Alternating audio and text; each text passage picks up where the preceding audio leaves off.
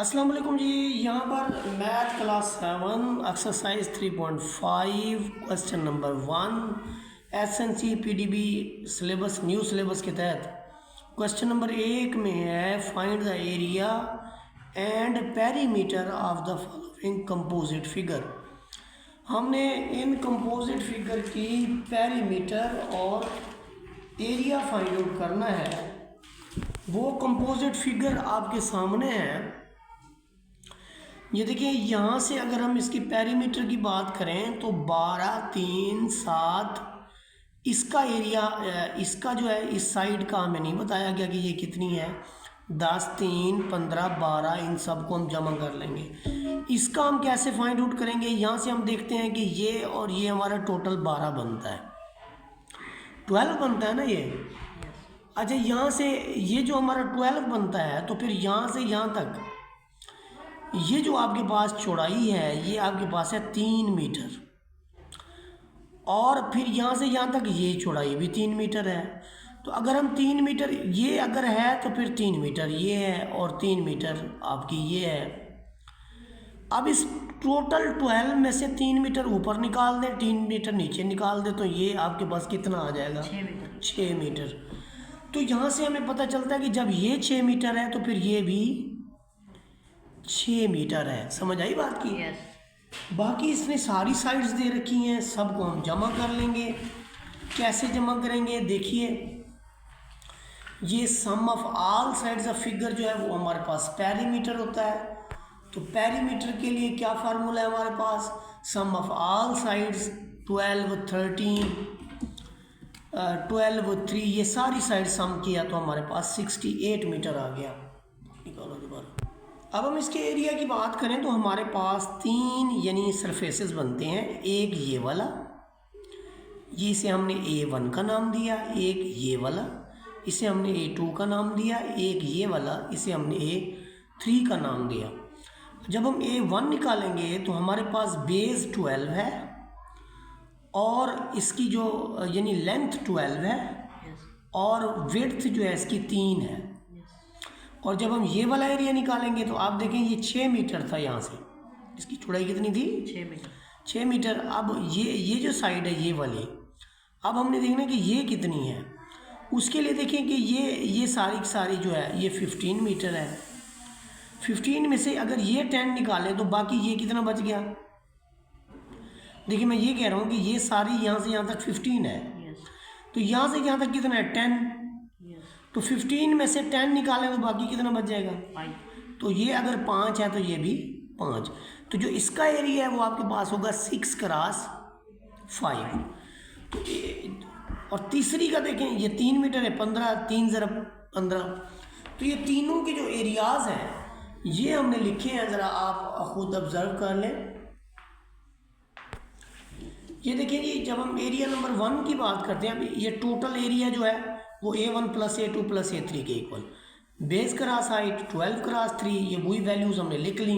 6 cross 5, फिर तीसरी जो फिगर थी वो 3 क्रॉस 15, ये 45, 30। ये तीनों का सम अप, ये वाला और ये वाला, ये total area of the figure होगा कंपोजिट फिगर का 36, 30, 45। ओवरऑल ये कितना हो गया? 111 स्क्वायर मीटर। पार्ट नंबर 2 के अंदर देखें, जब हम इसका पेरीमीटर फाइंड आउट करेंगे तो 5, 4 ये वाली नहीं दी हुई। ये देखो, ये वाली नहीं दी हुई, ये वाली भी नहीं दी हुई। ठीक हो गया? बाकी सारी साइड ये 8 है, ये 10 है। यानी हमारे पास जो नहीं दी हुई वो कौन कौन सी हैं? एक ये नहीं दी हुई, एक हमारे पास ये नहीं दी हुई। तो पहले तो अब ये देखें कि मैं अगर यहाँ से चेक करूँ इसको तो ये टोटल 10 है, लेकिन ये भी तो नहीं गिवन। फिर ये फाइंड आउट करने का तरीकाकार ये है कि अगर ये टोटल 10 है, 10 में से ये अगर हम 5 निकाल लें तो बाकी ये वाली साइड कितनी रह जाएगी आपके पास? यानी एक तो यानी ओवरऑल 10 है, एक तो हमारे पास निकल आएगी ये 5 है। फिर यहाँ से यहाँ तक देखें, यहाँ से यहाँ तक ये टोटल 8 है। कितना है? 8।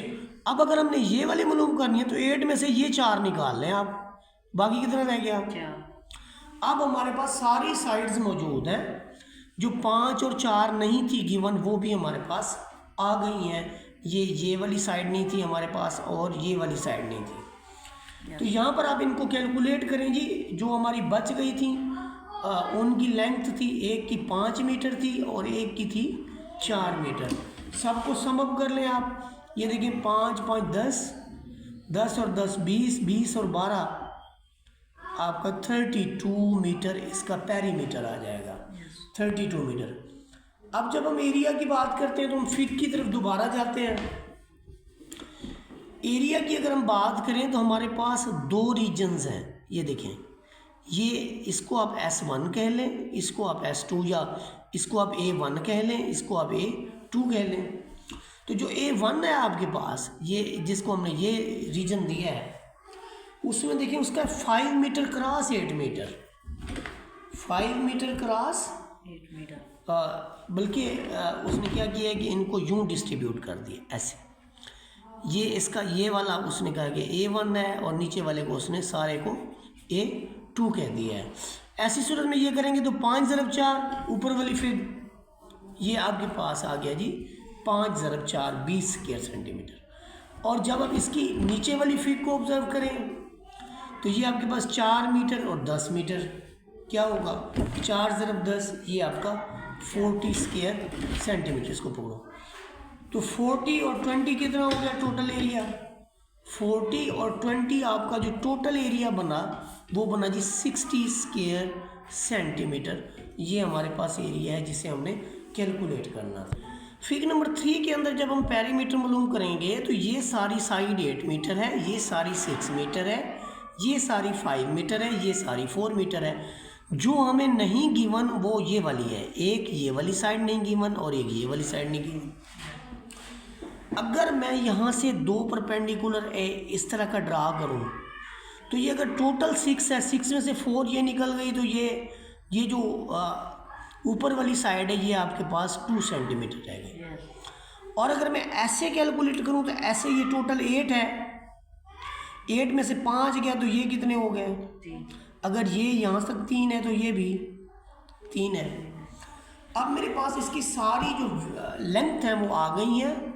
सारी लेंथ कौन कौन सी हैं, ये यहाँ से यहाँ तक 8 है, 8 6 5 4, ये देखिए जी 8 6 5 4, उसके बाद 3 फिर 2 फिर 3 और फिर 2 सेंटीमीटर। ये सारी लेंथ हैं जिन्हें हमने कैलकुलेट करना था। 8 6 14, 14 और 5 19, 19 और 4 23, 3 26 और 2 28 सेंटीमीटर। ये इसका है पेरीमीटर। पेरीमीटर है जी 28। अब हम एरिया की बात करेंगे। इसके जब हम एरिया की बात करेंगे तो हम इसको 2 रीजन्स के अंदर जो है वो कन्वर्ट कर लेते हैं ऐसे। एक रीजन हमारा, इसको आप A1 कह लें, इसको आप A2 कह लें। इसकी याद रखें लेंथ 3 है, विड्थ 2 है। तो एक जो एरिया हमारे पास है वो 3 × 2 में है। दूसरा जो एरिया है हमारे पास, यहाँ से देखें ये 6 है और ये 5 है, 6 × 5 है। तो यहाँ पर मैंने लिख दिया है कि 5 × 6 या 6 × 5। ये हमें देगा 6 स्क्वायर सेंटीमीटर, ये हमें देगा 30 स्क्वायर सेंटीमीटर। तो ओवरऑल जो एरिया है वो किसके इक्वल हो गया, दोनों का सम कंपोजिट फिगर है ना, 36 स्क्वायर सेंटीमीटर। अब आपको मैं फिग 4 दिखा रहा हूँ। फिग 4 के अंदर ये साइड 20, ये 5, ये नहीं दी हुई, ये 4 है, ये सारी 25 है। अब जो यहाँ पर नहीं दी हुई देखिए ये सारी है 20, ठीक हो गया। 20 में से वो कहता है कि ये जो दरमियान वाली ये 4 है, फिर ये दोनों भी तो एक जैसी हैं, यहाँ से यहाँ तक, यहाँ से यहाँ तक। अगर ये 4 है, 20 में से 4 निकाले, बाकी 16 बच गई। 16 में से 8 ये होगी और 8 ही ये होगी। अच्छा, अब यहाँ से लेकर यहाँ तक उसने कहा ये 25 है। तो यहाँ पर देखें ये टोटल 25 अगर है, 25 में से अगर ये वाली जो मैंने कही है 5 मीटर निकाल दें तो ये वाली आपकी हो जाएगी 20 मीटर। अगर ये 20 मीटर है तो फिर ये वाली लेंथ भी 20 मीटर है। अब इस टोटल टी नुमा शेप के अंदर हमारी जो सारी की सारी वैल्यूज़ हैं वो आ गई हैं। वो हैं जी 25, 8, 20, 24, 28, अच्छा ये फिर 5, ये वाला। तो आपका इस टी को पूरा करने के लिए कितनी कितनी वैल्यूज़ है फिर आप बताते हैं भाई क्या क्या है। ये देखिए यहाँ पर 20 है, फिर 5 है, फिर 8 है, फिर 20 है, फिर 8, फिर 25 और फिर 5। तो ये ओवरऑल कितना बनता है जी? देखिए जी ये कैलकुलेशन 20 और 20 40 हो गया, 40 और 20 60 हो गया, ठीक हो गया। अच्छा 60 के बाद देखें आपका 60 के बाद 25 ये मिला लें 85 और 5 90 हो गया, 90 और 16 106 110 आ गया जी। ये कितना आ गया? तो इसका पेरीमीटर आपके पास है जी ओवरऑल 110। अब इसके बाद हम एरिया फाइंड आउट करते हैं। तो एरिया हम देखते हैं, जो एरिया है वो दो रीजन्स इसके अंदर नज़र आ रहे हैं। मैं आपको दिखाई देता हूँ दोनों रीजन्स। ये देखें जी कौन कौन से दो रीजन है। एक यहाँ से यहाँ तक ऊपर वाला है, इसको अब A1 कह लें, इसको अब A2 कह लें। A1 रीजन में 5 ज़रब 20 है और A2 रीजन में 4 ज़रब 20 है, ऐसा है ना भाई। तो ये A1 रीजन जो है वो आपका 20x5 है, ये 4x20 है। तो 100 ये हो गया, 80 ये हो गया, 180 स्क्वायर मीटर आ गया। ये आपका रिक्वायर्ड एरिया है टी नुमा शेप का।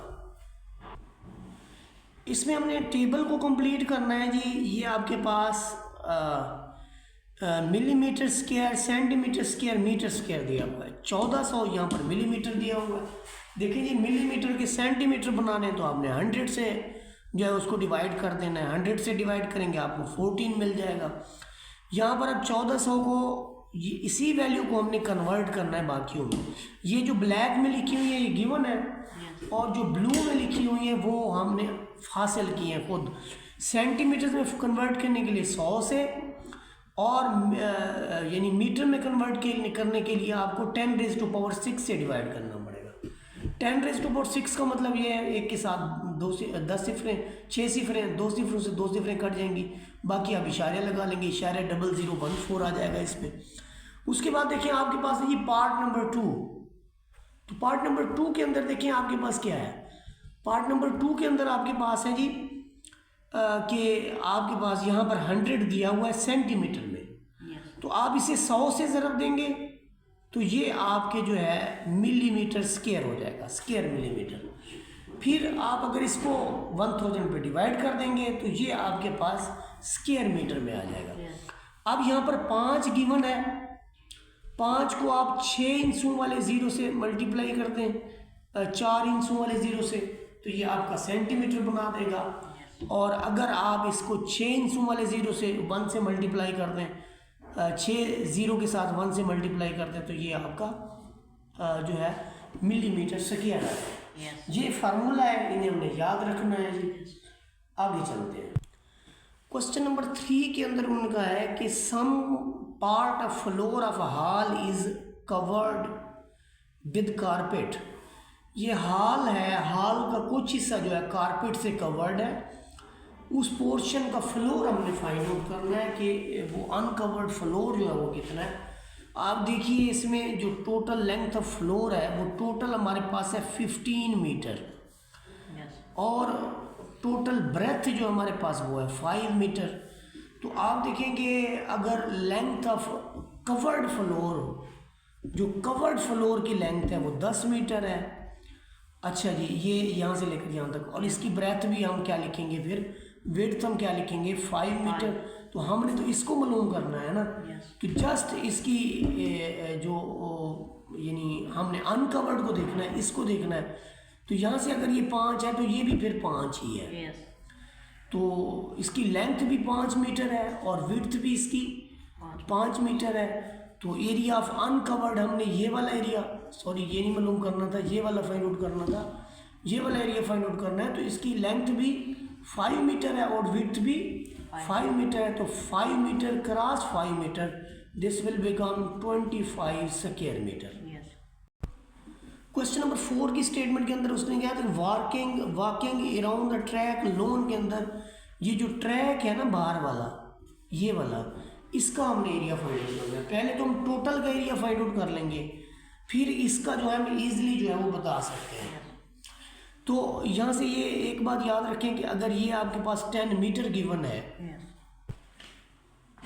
ये आपके पास 10 मीटर यहाँ से है, तो जब आप इसकी यानी ये तो इसकी विड्थ है ना, इसकी लेंथ क्या होगी, उसने कहा कि 16 मीटर जो है ना ये अंदरूनी है, यहाँ से यहाँ तक 2 मीटर। ये देखें अगर ये आपका 16 मीटर है तो 2 मीटर ये मिलाएं, 2 मीटर ये मिलाएं और 16 मीटर ये मिलाएं, तो टोटल कितना हो गया आपका, विड्थ आपकी होगी 20 मीटर। तो यहाँ पर लेंथ ऑफ लोन जो है वो 10 मीटर है और विड्थ है उसकी 20 मीटर। तो एरिया ऑफ लोन क्या हो गया, लेंथ क्रॉस विड्थ, ये उसका जो एरिया होगा 200 स्क्वायर मीटर। अब हम देखते हैं जी लेंथ ऑफ लोन, देखें हमने ओवरऑल एरिया फाइंड आउट कर लिया है, अब हम उसका अंदरूनी लोन का एरिया फाइंड आउट करके ना उसमें से सब्ट्रैक्ट कर देंगे, तो बाकी रास्ता बच जाएगा, बाहर वाला पाथ बच जाएगा। देखिए जी हमने क्या करना है इसके अंदर, length of loan including path. अच्छा ये मेरे ख्याल में हमने गलत ले लिया है, ये लेंथ ऑफ लोन नहीं बल्कि लेंथ ऑफ पाथ यहाँ पर लेना था। अगर पाथ का लें तो फिर ये 16 और 6 और 6, यहाँ पर 16 और 6 करना पड़ेगा, और 6 96 स्क्वायर मीटर। और length of path including path का अगर देखें तो ये अभी मैं आपको बता चुका हूँ कि ये टोटल जो लेंथ है वो 20 की है और जो विड्थ है वो आपके पास 10 मीटर है। तो ये इसका एरिया भी हम फाइंड आउट कर चुके हैं लेंथ और विड्थ का, यानी 20 मीटर क्रॉस 10 मीटर, तो ये हो गया जी 200 स्क्वायर मीटर। अब जो टोटल एरिया है वो हमारे पास है जी, जो एरिया ऑफ पाथ मालूम करना है, वो टोटल एरिया में से आप एरिया ऑफ लोन जो है वो सब्ट्रैक्ट कर रहे हैं। तो एरिया ऑफ लोन जो है वो है जी 96 स्क्वायर मीटर। 200 में से ये निकाल लें 96, तो आपको मिलेगा 104 स्क्वायर मीटर। ये उस एरिया ऑफ पाथ है जो लोन के बाहर उन्होंने बनाया हुआ है। क्वेश्चन नंबर 5 के अंदर देखें, एरिया ऑफ अनशेडेड रीजन हमने फाइंड आउट करना है, ये वाला फाइंड आउट करना है जी। और यहाँ पर जो हमें गिवन इंफॉर्मेशन है वो ये है कि टोटल एरिया जो है इसका, ये लेंथ है, ये विड्थ है टोटल एरिया की, और इसमें से 2 जो है इस रुख में कम है, 2 इस रुख में कम है, और हमने फिर अंदर वाला एरिया मालूम करना है। अगर अब टोटल एरिया में से पहले हम टोटल एरिया ले लेते हैं। टोटल एरिया जो है हमारे पास अनशेडेड रीजन फाइंड आउट करना है। एरिया ऑफ टोटल रीजन जो है लेंथ इसकी है 50 और विड्थ जो है वो 20 है, तो ये हमारे पास हो जाएगी जी 1000 स्क्वायर मीटर। अब एरिया ऑफ अनशेडेड रीजन हम निकालेंगे। अनशेडेड का ये है कि लेंथ ऑफ किसकी, अनशेडेड की हमने निकालनी है। तो लेंथ ऑफ अनशेडेड की लेंथ 2 मीटर इधर से ले लें। देखें अनशेडेड की जो लेंथ है वो कितनी है, 2 मीटर यहाँ से कम कर ले, 2 मीटर यहाँ से, तो ये 4 चला जाए तो आपका आ जाएगा जी 46। लेंथ कितनी हो जाएगी अनशेडेड की 46, और विड्थ कितनी हो जाएगी अनशेडेड की।